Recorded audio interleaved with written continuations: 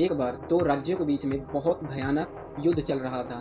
But दिक्कत यह है कि उन दोनों राज्यों में एक राज्य तो बहुत बड़ा और विशाल था, लेकिन जो दूसरा राज्य था उस बड़े राज्य के सामने कुछ भी नहीं था। और 2-3 दिन ही युद्ध करने के बाद उस छोटे राज्य को समझ में आ गया कि अब हम उस बड़े राज्य के सामने नहीं टिक सकते। तो उन्होंने एक मंत्रियों की सभा की, जिसके अंदर उन्होंने एक स्ट्रैटेजी बनाई, एक नीति तैयार की, जिसके अकॉर्डिंग उन्होंने पूरे राज्य में ये बात फैला दी कि अब हम उस बड़े राज्य के सामने तो नहीं टिक सकते, तो हम सरेंडर ना करने की बजाय इस राज्य को छोड़कर जा रहे हैं। जब ये बात बड़े राज्य के राजा को पता चली तो उसने एक बहुत विशाल सेना छोटे राज्य की तरफ भेजा। जब सैनिक छोटे राज्य में घुसे तो उन्होंने पाया कि राज्य में बहुत ही शांति है और दूर दूर तक कोई भी आदमी दिखाई नहीं दे रहा और एक बहुत बड़ा सोने का हाथी वहाँ पे रखा गया है।